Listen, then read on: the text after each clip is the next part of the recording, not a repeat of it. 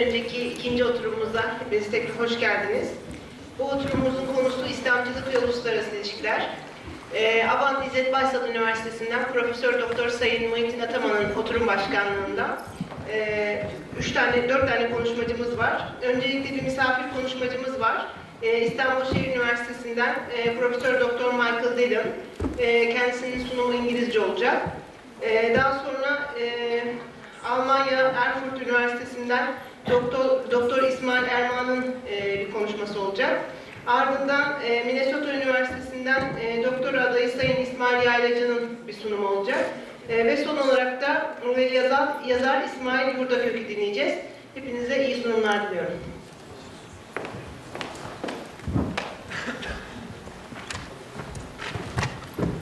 Deniz Hanım'a teşekkür ediyoruz. Hepiniz hoş geldiniz. Şimdiki oturumumuz İslamcılık ve Uluslararası İlişkiler konusunda.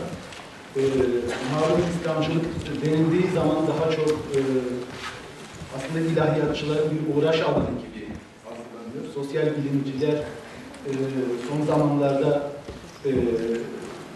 bu konuyu özellikle Orta Doğu siyasetinin, Orta Doğu'nun dünyanın geri kalanıyla ilişkilerde önemli bir kavram olarak kullanmaya başladılar.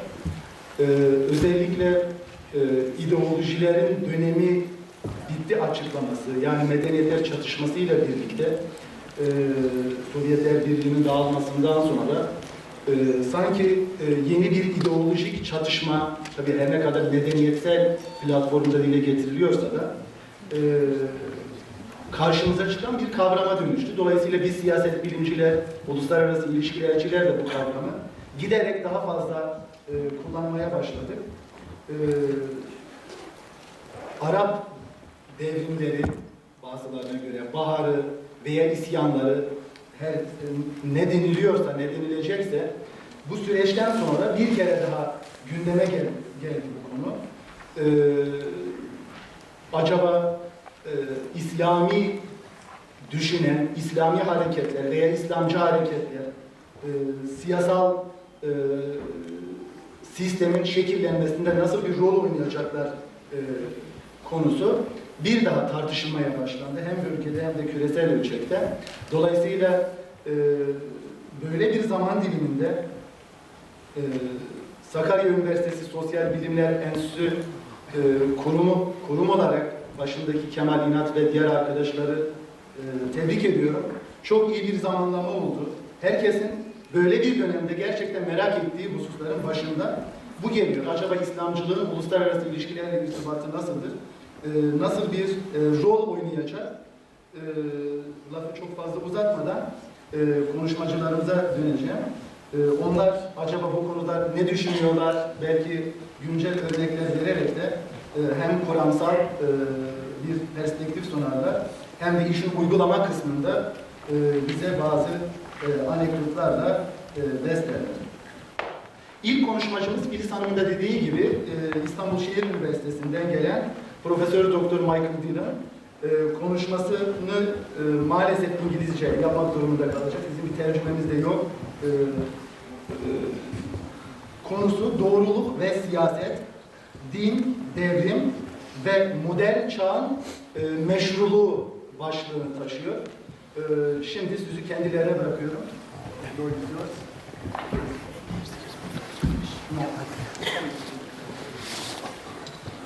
Çekmez mi Çalışmıyor arkadaşlar.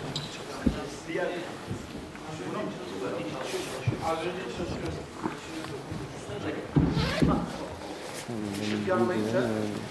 Let me begin by thanking the organisers of the conference for their hospitality and also for inviting me to the conference and making some space for me to, in particular, address you in English. I'm very grateful for that. The title of my paper is Truth and Power, Religion, Revolution, and the Political Legitimacy of the Modern Age. It's part of a wider intellectual project, and so the paper itself that I'm going to present, or the part of the paper that I'm going to present, focuses in particular on the question of the political legitimacy of the modern age.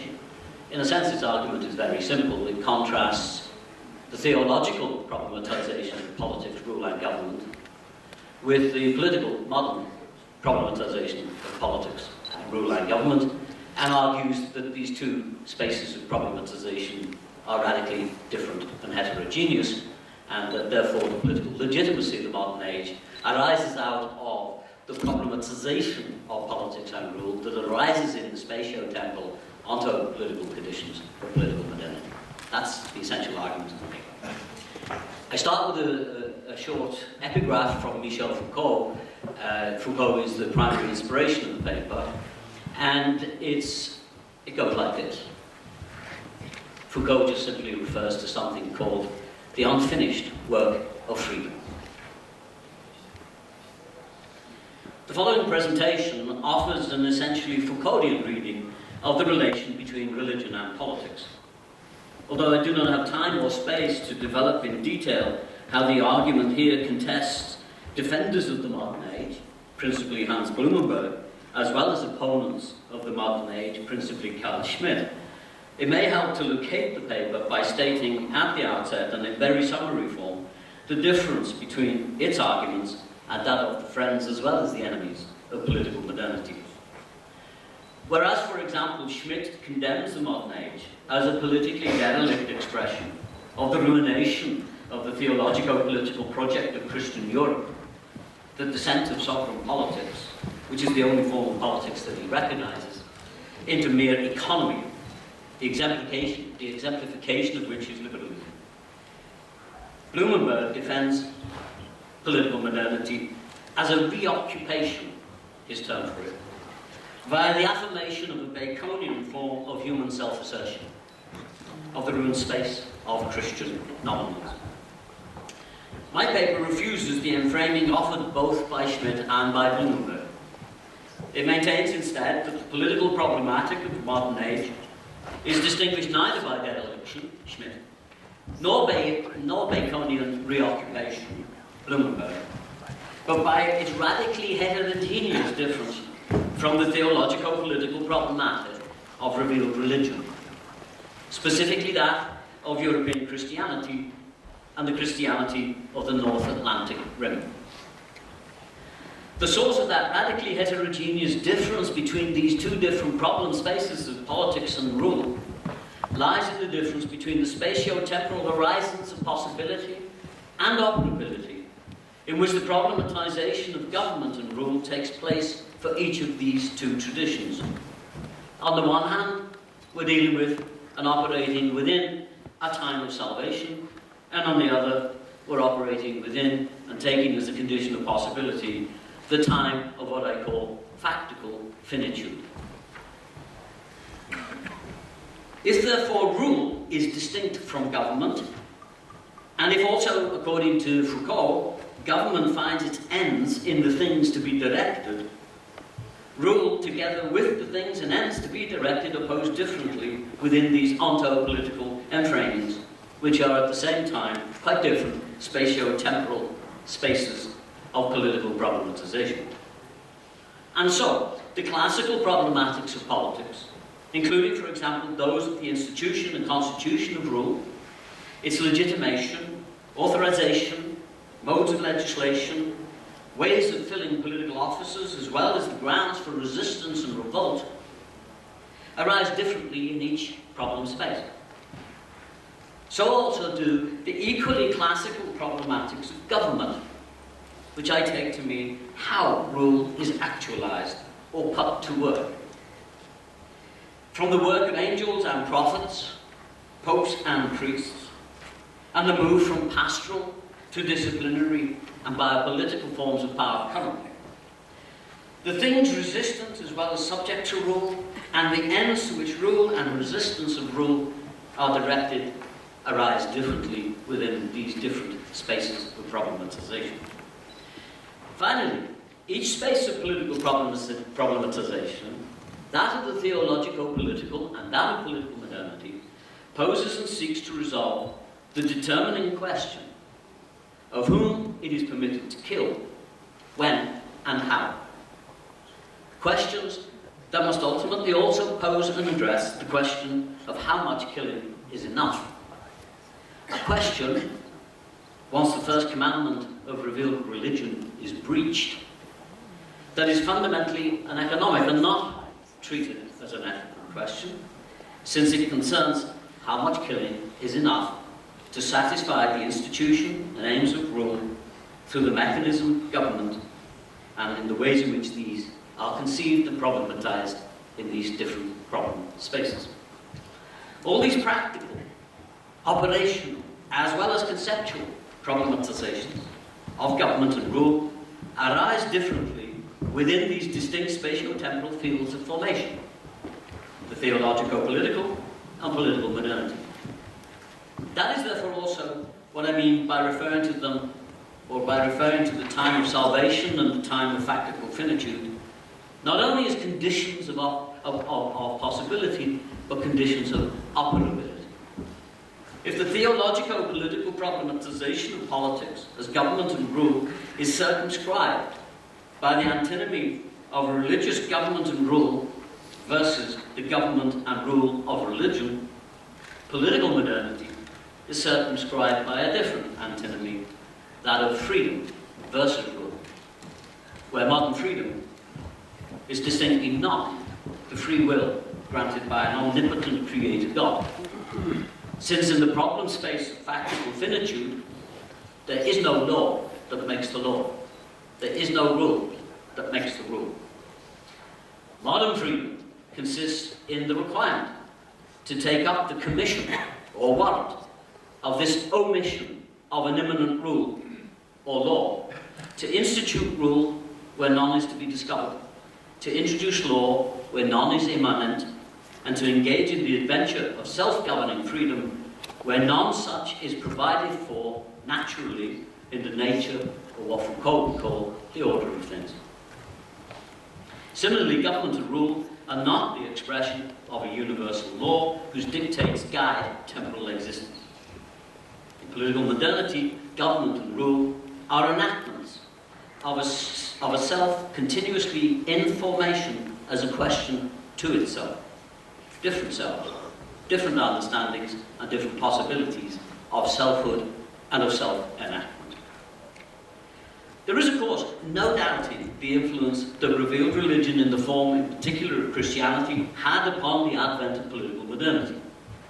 Just as there is no doubting the impact that political modernity has had upon revealed religion, specifically in the form of Christianity. But a Christian is not a modern, lacking or wanting in further modernization. A Christian inhabits the problem spaces of Christianity.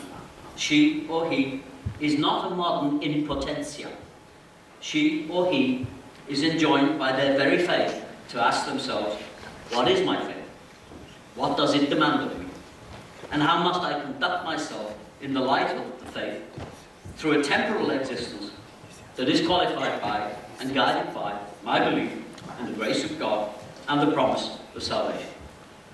In short, the reference object of the Christian religionist, their very temporal and material high horizon of being, is set by faith in the truth of a revealed God, who, however much he seems to be absent from the world, is assumed, nonetheless, to be continuously at work within the world, to care for them in this world and the next.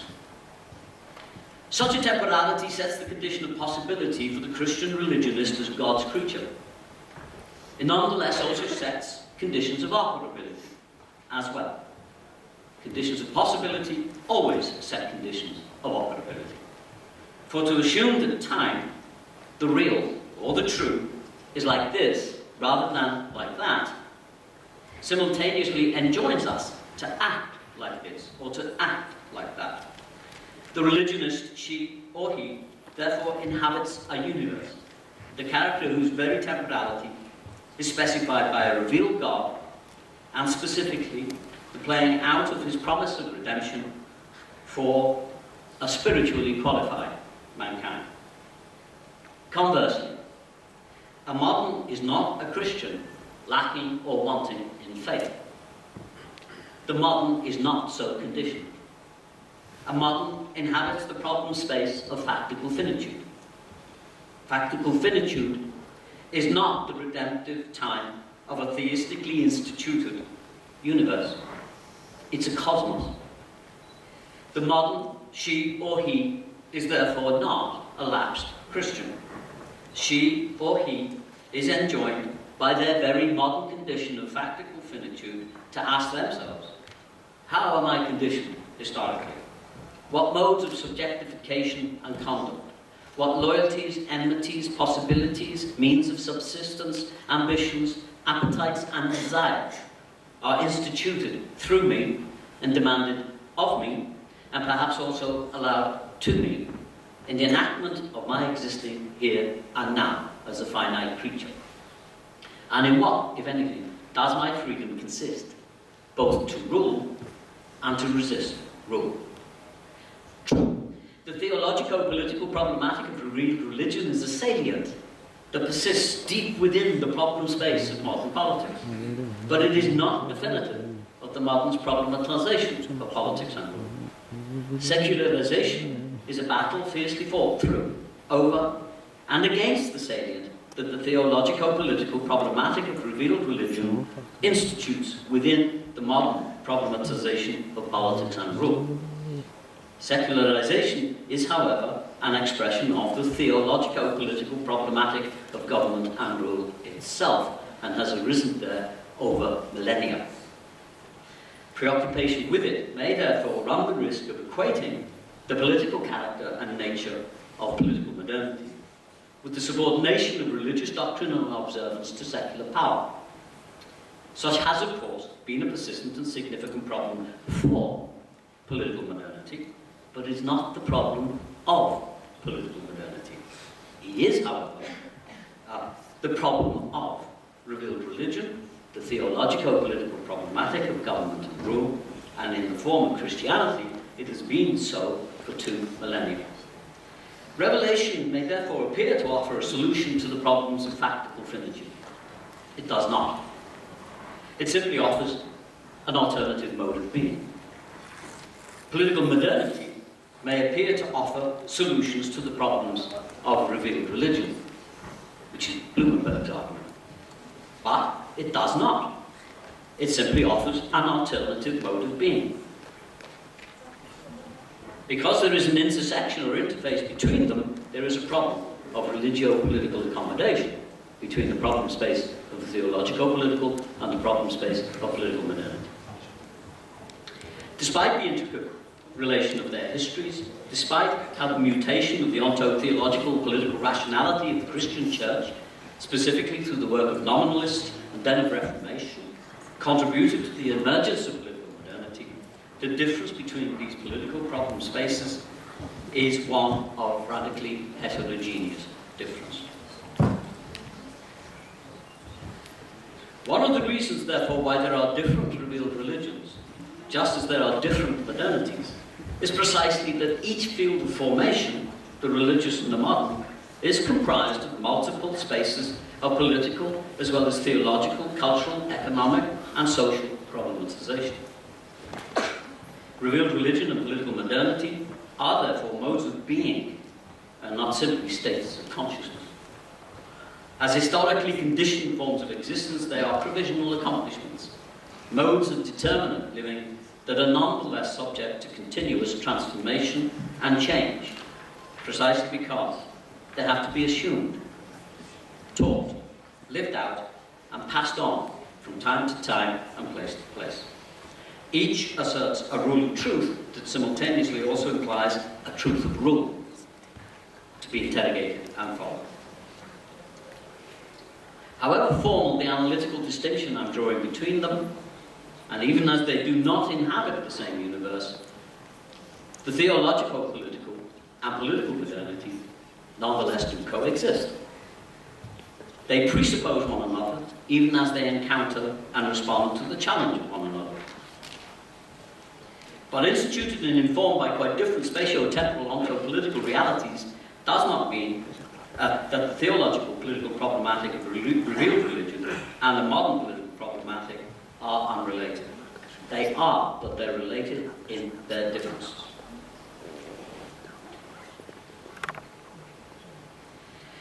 modern then is not an answer to the political problematics of revealed religion. Political modernity has problems enough of its own. Contra Blumenberg especially, political modernity is not an answer to the heresies, Gnosticism in particular, that have long threatened the very coherence as well as the redemptive promise of Christianity. Its problems are posed by and disputed and differently conceived conditions of possibility and operability set by fact or finiture. Final section, very briefly.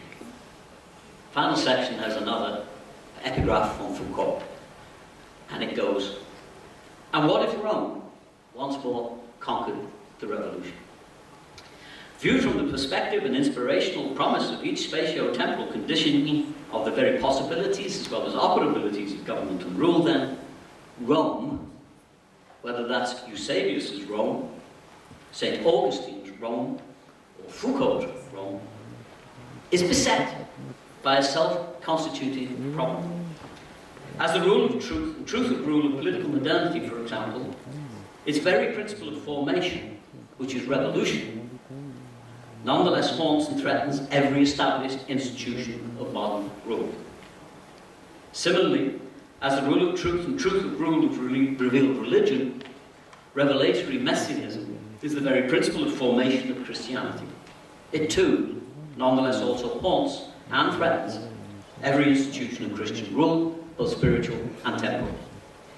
The paradox, then, is that revolution is as subversive as it is integral to the institution of promise of political modernity, as revelatory messianism is as subversive as it is integral to the very revelation and promise of revealed religion. The promise of the one is contained within revolution, the promise of the other is contained within the messianic. In the later part of the paper, in a different reflection, I go on to persist with the argument that the messianic is as heterogeneously different from revolution as the problem space of the theologico-political problematic is as heterogeneously different from the problem space of political modernity. Teşekkürler.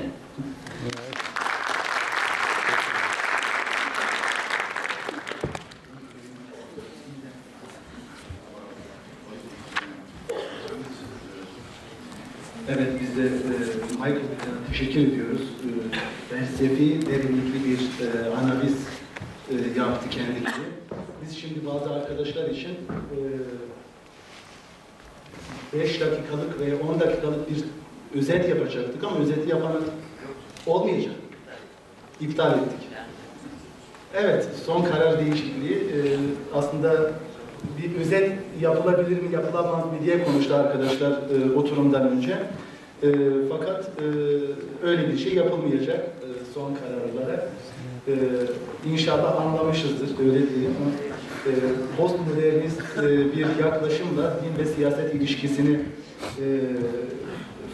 Foucault perspektifinden sunmaya çalıştı kendileri. Teşekkür ediyoruz. Şimdi herhalde soruları almıyoruz değil mi? Yani buradaki usul en sonda alacağız. Dolayısıyla Michael Dillion'a yönelik sorularınız varsa siz Türkçe sorabilirsiniz. Biz kendisine bulaştırırız. Hani hangi konularda ne düşünüyor, anladıklarınız veya merak ettikleriniz